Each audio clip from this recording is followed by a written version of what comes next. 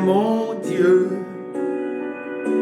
et mon abri et mon chemin.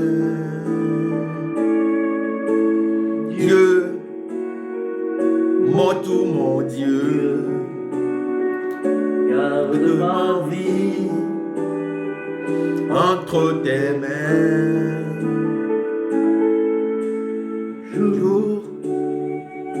Jour après jour, on n'a pas le choix pour faire avec. Jour trop dur, trop lourd, trop de combats,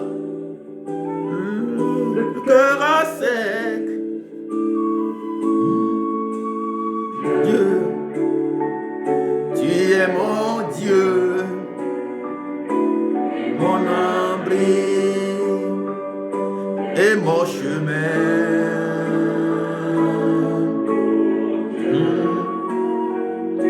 Mon tout, mon Dieu, garde ma vie entre tes mains.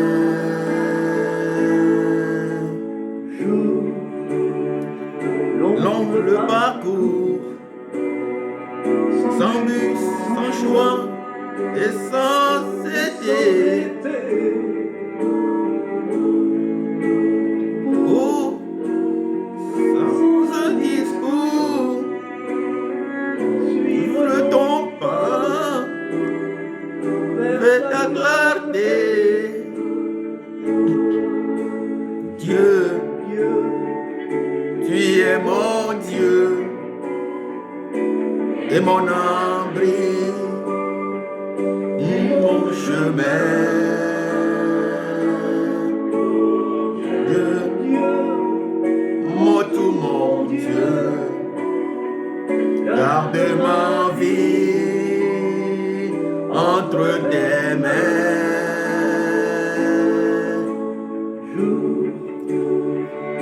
Dieu plein d'amour, Dieu parmi nous, Dieu notre Père.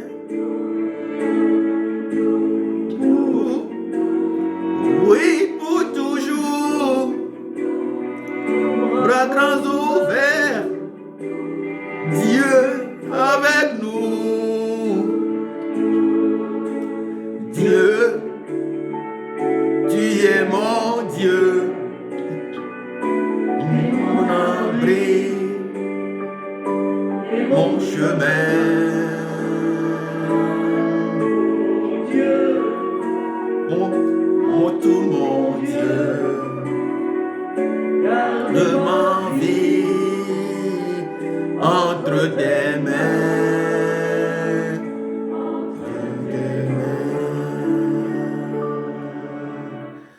Bien-aimés dans le Seigneur, peuple de Dieu, Dieu, tu es mon Dieu, tu es mon tout, tu es mon Dieu. Garde ma vie entre tes mains. Dieu dont les compassions ne sont pas à leur terme, Dieu dont la bonté est inépuisable, Dieu qui renouvelle ses compassions et sa bonté dans notre vie chaque jour, Dieu de fidélité. Garde ma vie entre tes mains. Garde nos vies entre tes mains. Garde-nous au cœur de ta miséricorde. Garde-nous au cœur de tes compassions. Garde-nous au cœur de ta présence. Garde-nous dans ta grande fidélité, dans le nom puissant de Jésus. Bien-aimés dans le Seigneur, peuple de Dieu, oh Dieu, il est notre Dieu, il est notre tout, il est le Dieu de fidélité, il est le Dieu de compassion, il est le Dieu plein d'amour et de miséricorde, riche en bonté et en fidélité. Il conserve son amour pour nous jusqu'à 1000 générations. Il pardonne le péché, l'iniquité et la rébellion. Il est omniscient, omnipotent, omniprésent. Et j'ai un pasteur que je respecte beaucoup, un grand homme de Dieu que je respecte beaucoup, qui dit il est aussi omnibénévole. Bien-aimé dans le Seigneur, peuple de Dieu, nous parlons toujours du pouvoir d'agir de notre Église, le pouvoir d'agir des fidèles que nous sommes pour Dieu, le pouvoir d'agir des chrétiens que nous sommes sur la terre dans notre aventure vers le Père céleste. Nous parlons du pouvoir d'agir. Nous avions défini entre-temps le pouvoir d'agir. Nous avions dit simplement que le pouvoir d'agir, c'est l'ensemble des étapes qui nous permettent définitivement de faire un avec Dieu, qui nous permettent définitivement d'avoir une plus grande possibilité d'agir en Dieu, agir sur nos faiblesses, agir sur nos expériences faibles que nous faisons, agir sur nos moments critiques, agir sur ce qui fait obstacle, handicap à notre vie. Autrement, le pouvoir d'agir, c'est cette capacité, cette habileté à être définitivement des hôtes de la lumière du Père. C'est cette habileté, cette capacité à être ce vase qui est capable d'accueillir la grandeur, la suprématie, la bonté, la lumière de Dieu, notre Père. Et nous avions énuméré des étapes. Nous avions parlé de la révélation, nous avons parlé de la foi, nous avons parlé de la mort, nous avons parlé de l'interprétation que nous faisons du monde, de la perception que nous avons du monde.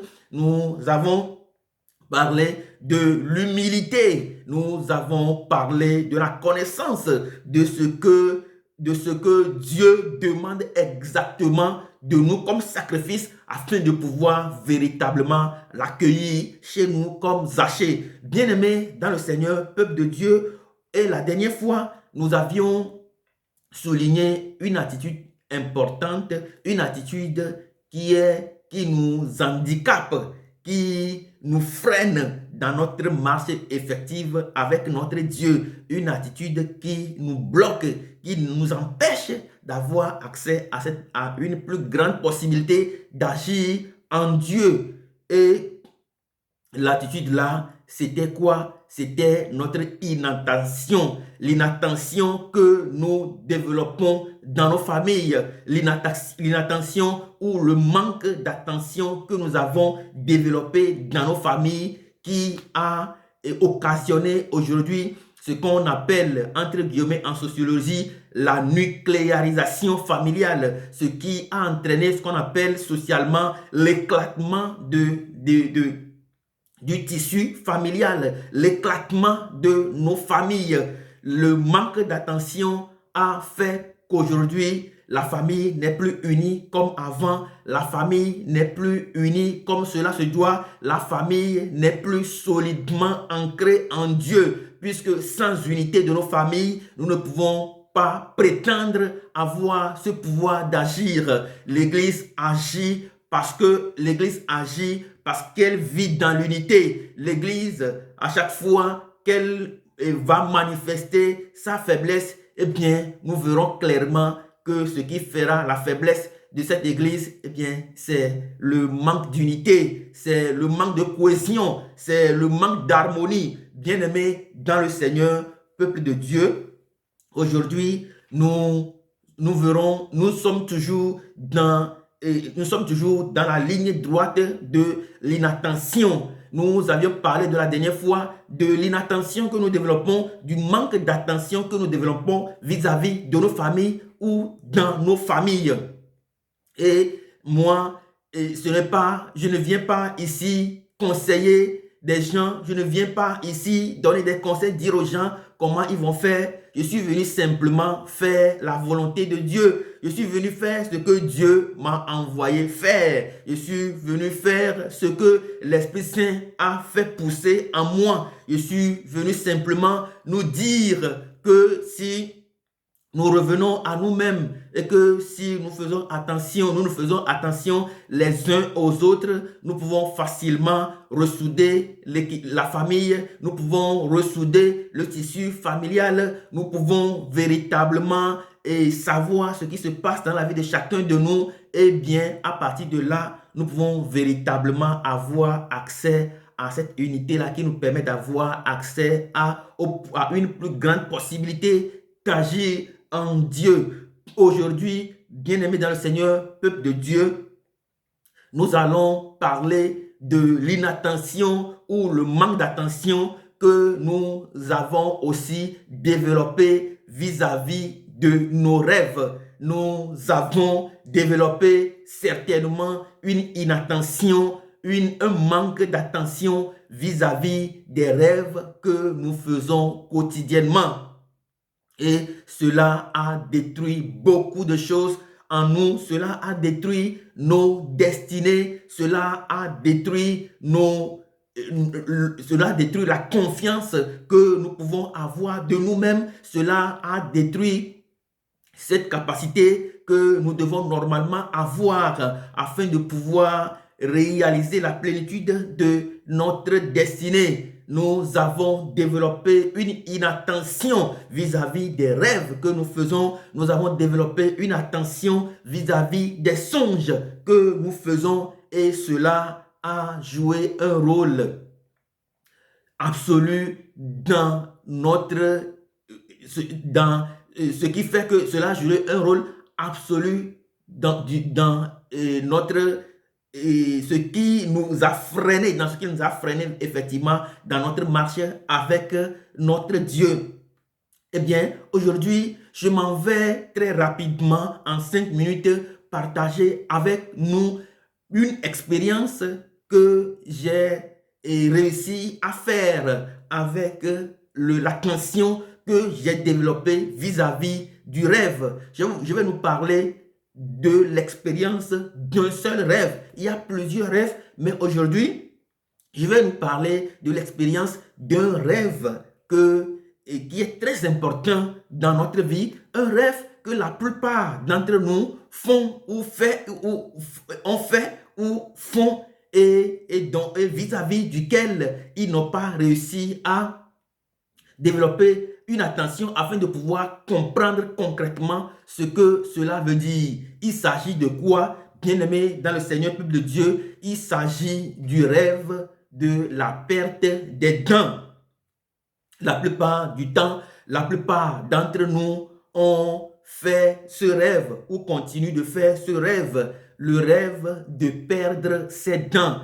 Dans nos sommeils, il nous arrive de rêver que nous perdons nos dents. Bien-aimés dans le Seigneur, peuple de Dieu, nous n'allons pas aller très loin, mais revenons-nous simplement dans la famille. Lorsque nous prenons le rêve de perdre des dents, ça veut dire concrètement quoi? Nous voulons très simplement comparer ce rêve de perte de dents à ce qui se passe dans nos maisons. Lorsque nos enfants ont à partir de 5, 6, 7 ans, nous voyons qu'ils commencent d'ores et déjà par perdre leurs dents. C'est une période décisive de la vie de nos enfants. Même si vous n'avez pas des enfants, eh bien, vous avez vécu dans une famille où vous avez assisté à cette scène, vous avez assisté à ce grand spectacle où les enfants, nos mignons garçons, nos mignonnes filles ont réussi à perdre des dents. C'est une période fondamentale, une période décisive pour nos familles. Pourquoi c'est une période décisive? Eh bien, à partir de 6-7 ans, c'est une période de prise de conscience de nos enfants. Quand ils vont commencer par perdre leurs dents, ils sont conscients qu'ils sont en train de perdre des dents.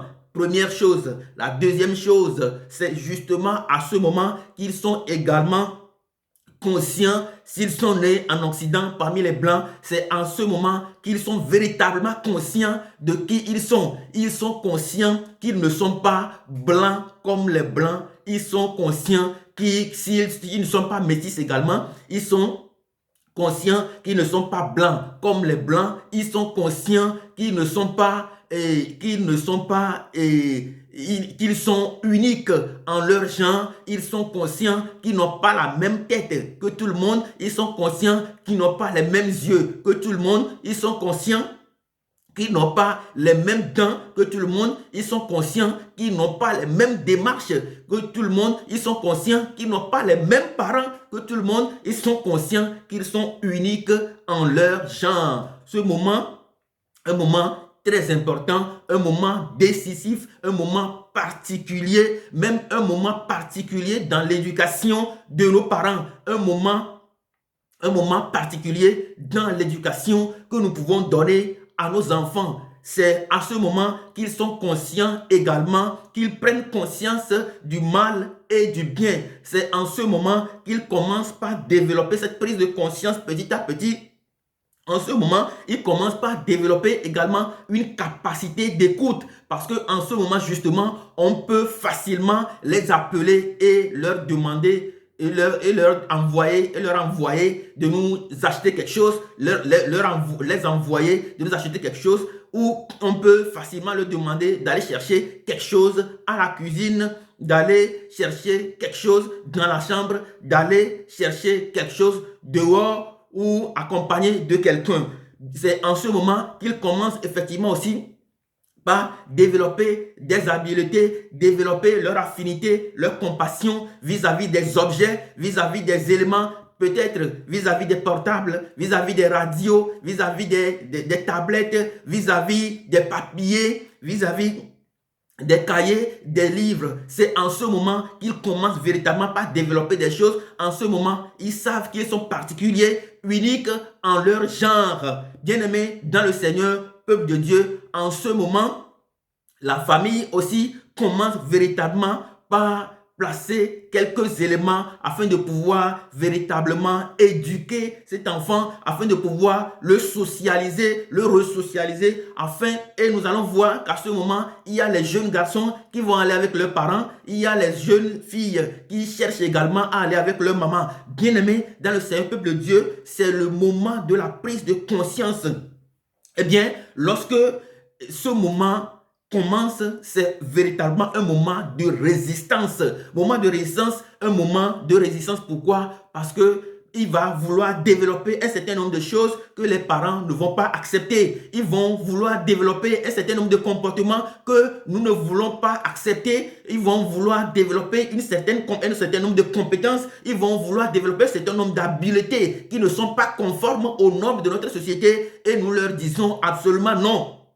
Bien, amis dans le Seigneur, peuple de Dieu, c'est en ce moment que nous plaçons des jalons, c'est en ce moment que nous prenons conscience que nous avons des choses à faire, que nous avons une plus grande responsabilité dans nos maisons, que nous devons leur apprendre beaucoup de choses et qu'ils doivent non seulement apprendre ce que eux ils veulent, mais apprendre effectivement ce que nous voulons qu'ils apprennent, ce que la société attend d'eux. Bien-aimés dans le Seigneur, peuple de Dieu, ce moment, c'est le moment de désert. Ce moment s'appelle le désert pour nos enfants. Ce moment s'appelle le désert pour nos enfants, justement parce que ce sont des moments de résistance, ce sont des moments de réticence, ce sont des moments de prise de tête, ce sont des moments où ils ne comprennent pas. Il va falloir les appeler, les interpeller d'une manière ou d'une autre afin de pouvoir leur montrer le vrai chemin à suivre. Bien-aimés dans le Seigneur, peuple de Dieu, c'est de la même manière que lorsque nous faisons le rêve de perte de temps, c'est justement en ce moment que nous devons savoir que lorsque nous perdons nos dents dans le sommeil, nous devons savoir avec exactitude que Dieu nous appelle réellement au désert.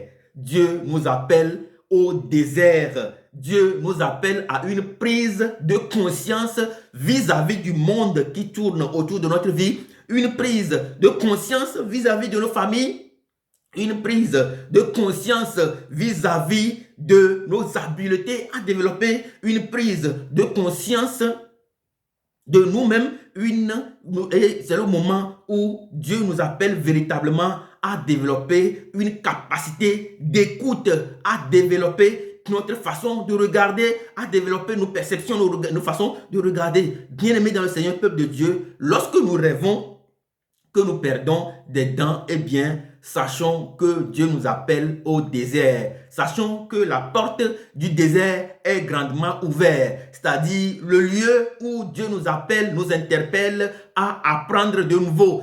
Le lieu où Dieu nous appelle, nous interpelle à rentrer dans un processus d'apprentissage où il est le seul maître de notre bateau, le lieu de réticence, le lieu où Dieu véritablement veut que nous nous dépouillions de tout ce que nous voulons faire, de tout ce que nous voulons faire, de notre propre volonté, de tout ce que nous voulons faire, de tout ce que nous pensons faire, de nos réticences, de nos résistances. Dieu nous appelle simplement à nous débarrasser, nous en débarrasser. Dieu nous appelle à un dépouillement total, comme nous faisons avec nos enfants.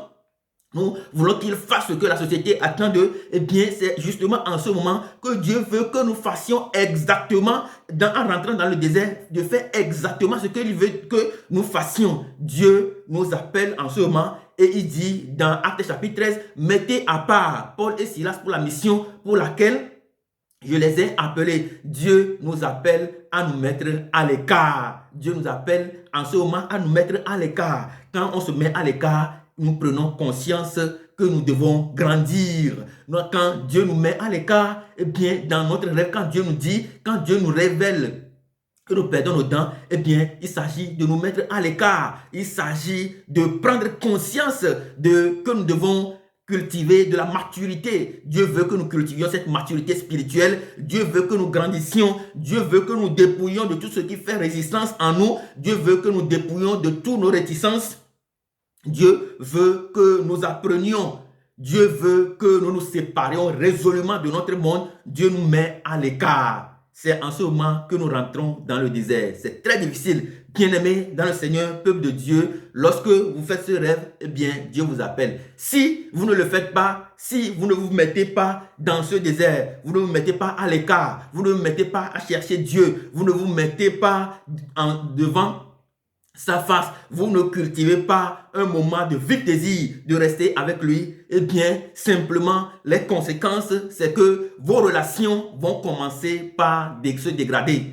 Toutes les relations que vous avez vont commencer par se dégrader. Je vous le dis, je vous l'assure, j'ai fait l'expérience, je sais de quoi je parle. En ce moment, vos relations vont commencer par se dégrader. Même financièrement, vous allez commencer par éprouver de graves difficultés. Et dans tous vos partenariats, vous allez commencer par voir qu'il y a des turbulences, que vous passez par des moments de turbulence.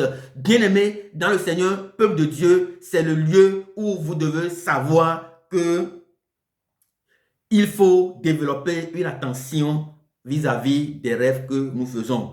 Si vous ne développez pas cette attention vis-à-vis des rêves, eh bien, vous ne comprendrez pas ce que dit le moment, vous ne comprendrez pas ce qu'il est à faire à l'heure précise, vous ne comprendrez pas exactement ce que Dieu veut de vous, ce que le moment veut de vous, ce que Dieu veut que vous fassiez, eh bien, vous serez dans un total désarroi en train de crier au Seigneur. Alors qu'il vous demande simplement de vous mettre à l'écart, de rentrer dans le désert. Dans le désert, Dieu manifeste beaucoup de choses.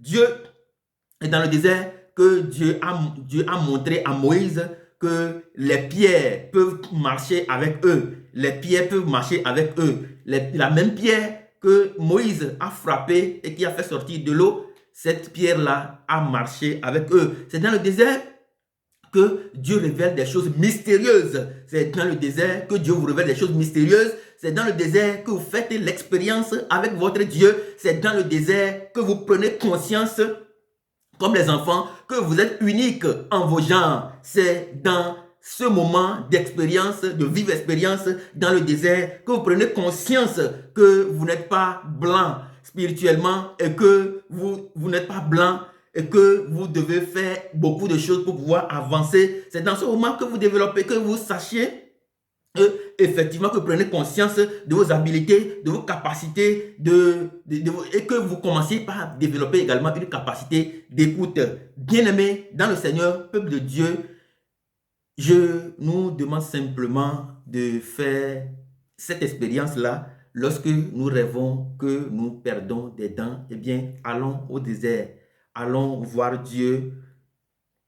Commençons par programmer, planifier des jeûnes, des prières. Commençons véritablement par nous séparer du monde, nous séparer des moments et commençons par porter un regard critique sur les choses que nous voyons tout autour de nous. Vous allez voir que à partir du moment où vous développez cette capacité d'attention vis-à-vis de vos rêves, vis-à-vis de nos rêves, eh bien, les choses vont commencer par changer. Nous commençons effectivement par avoir une compréhension du monde spirituel, une compréhension du monde matériel, une compréhension du monde relationnel, une compréhension du monde économique. Nous allons voir, comprendre comment les choses se passent et c'est à partir du moment où nous apprenons que Dieu nous donne d'avoir cette maturité spirituelle qui nous prépare à avoir accès à une plus grande possibilité d'agir.